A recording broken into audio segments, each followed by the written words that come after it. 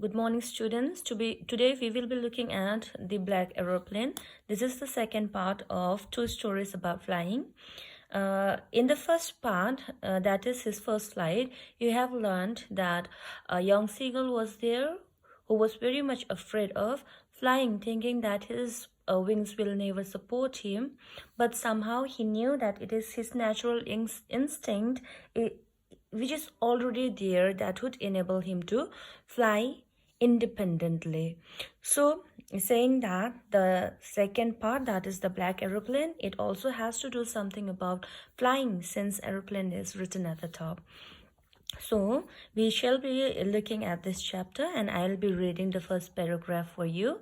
Meanwhile, I'll suppose you to put your finger on the words that I would pronounce. All right, let us start. The moon was coming up in the east behind me, and stars were shining in the clear sky above me. There wasn't a cloud in the sky.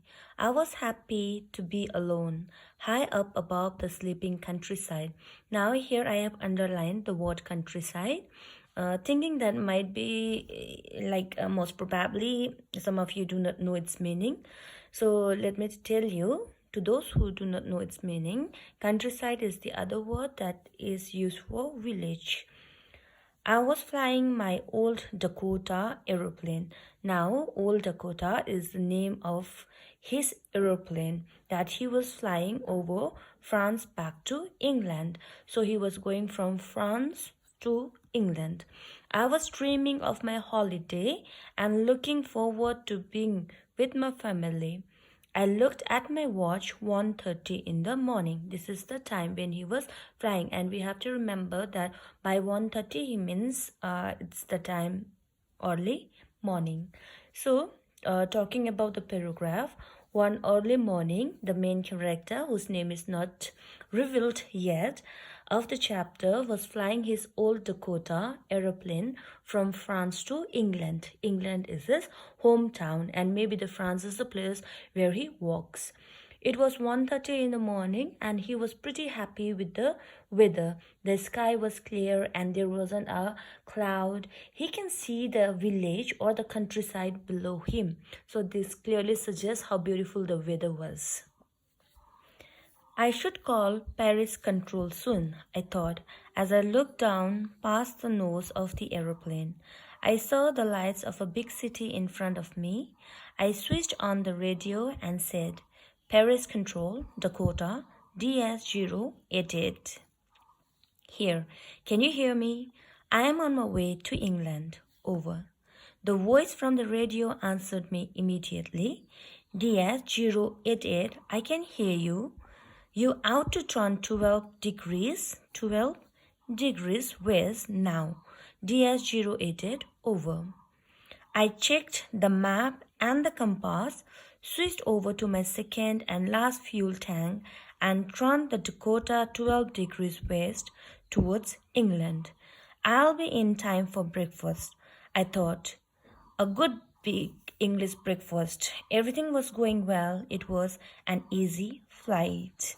Now talking about this 1, 2, 3, 4 paragraphs. While he was happily flying, dreaming about reaching home soon to his family, he think of calling Paris control room to know the right direction towards England. See, the Paris control room was on his way towards England, and to know exactly as to where he was heading and to know the right route, he called the Paris control room.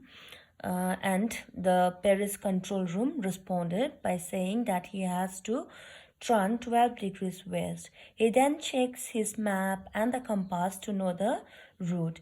He also checks his last fuel tank and turns 12 degrees west towards England. And longingly, he thinks about his happy time with family. Since he was going for a holiday, then of course it's very natural to think it that way. And he is hoping to reach home at time to enjoy his good big English breakfast. Inside the clouds, everything was suddenly black. It was impossible to see anything outside the aeroplane. The old aeroplane jumped and twisted in the air. I looked at the compass. I couldn't believe. I couldn't believe my eyes. The compass was turning round and round and round. It was dead. It would not walk. The other instruments were suddenly dead too. I tried the radio. Paris control, can you hear me? There was no answer. The radio was dead too. I had no radio, no compass, and I could not see where I was. I was lost in the storm. Then, in the black clouds quite near me, I saw another aeroplane. It had no lights on its wings, but I could see it flying next to me through the storm. I could see the pilot's face turned towards me. I was very glad to see another person. He lifted one hand and waved. Now, you know his decision. He just decided to go through the black storm cloud. So when he decided to go through it, suddenly he realized that it was not an easy task. He saw nothing at all. It was dark, totally dark around it. The only thing that he could see was black. That means nothing was visible since it was this storm cloud. So he tried taking the help of the compass, but to his utter surprise, he saw that his compass was not working. It was going round and round and round, which means that it was dead. And he looked at the other instruments also, looking for the desperate help, but he noticed that all those instruments were also dead. Now the only option that he had left was to contact the Paris control via radio. All right, so he tried to contact Paris control room. So he said, can you hear me? But there was no answer from the other end. That means his radio was also not working. It was also dead. So the radio was dead, the compass was dead, okay, everything was dead, and he was lost in the storm. All of a sudden, when he has lost all his hope, he saw another aeroplane to his utter surprise, and he was very glad to find it, though the other aeroplane did not have the lights on its wings. That means that here, can you see the picture? So this is the wing of the aeroplane, and the other aeroplane that was coming towards him did not have the lights over here, but he could clearly see that the pilot's face was turned towards him. That means he was the pilot in the other aeroplane, which was a mysterious aeroplane. The pilot was looking at him, and he even waved at him. The pilot of the other aeroplane also waved at him. Now, follow me, he was saying, follow me. He knows that I am lost, I thought. He is trying to help me. So the pilot of the other aeroplane told him to follow him, okay? And he soon realized that the pilot of the other aeroplane was trying to help him through the black storm clouds. He turned his aeroplane slowly to the north in front of my Dakota, so that it would be easier for me to follow him. I was very happy to go behind the strange aeroplane like an obedient child. So here we see that the pilot of this aeroplane was trying to help him. All right, so he went in front of his aeroplane like this. North means to in the front, okay, here. And he started flying, and he, like an obedient child, started following the aeroplane, the strange aeroplane that has come out of nowhere.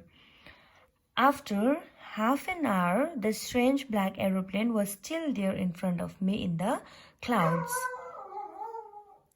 Now, there was only enough fuel in the old Dakota's last tank to fly for 5 or 10 minutes more. I was starting to feel frightened again, but then he started to go down and I followed through the storm. That means that he had already followed the aeroplane from the past 30 minutes, and we have known earlier that a very limited supply of fuel was available, okay?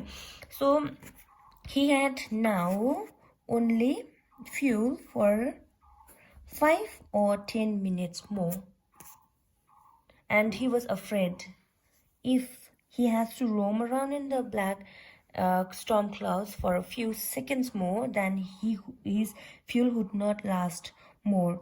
So thinking so, he started feeling frightened again. But then suddenly the strange aeroplane started going down. That means it was now ready to land. Suddenly I came out of the clouds and saw two long straight lines of lights in front of me. It was a runway and airport. I was safe. I turned to look for my friend in the black aeroplane, but the sky was empty. There was nothing there. The black aeroplane was gone. I could not see it anywhere. Now, after a few seconds, he saw the runway, like this one. This is the runway. Okay, so here the aeroplane would still like this, then the aeroplane would come over here, run for some time, and then would halt. Okay, so to the utter happiness of this pilot, okay, he landed safely. He reached England safely to his family, and he wanted to thank the pilot of the other aeroplane for helping him. But when he turned the other way to look at the pilot to thank him for his help, he saw him nowhere. The sky was all empty. He was gone. I landed and was not sorry to walk away from the old Dakota near the control tower. I went and asked a woman in the control center where I was and who the other pilot was. I wanted to say thank you. So he came out of the old Dakota, rest over here, and he asked this lady, okay, he asked this lady as to who the other pilot was who helped him. She looked at me very strangely and then laughed.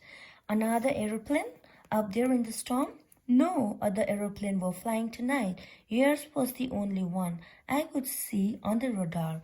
So when he asked this lady, the woman, okay, who the other pilot was or where the aeroplane went, she laughed and said that in the radar she could only find his aeroplane, and basically it was a stormy basically it was a stormy weather, so no other aeroplane was flying up in the sky except for his aeroplane. Okay, so she said that on the radar also it showed no other aeroplane except for his.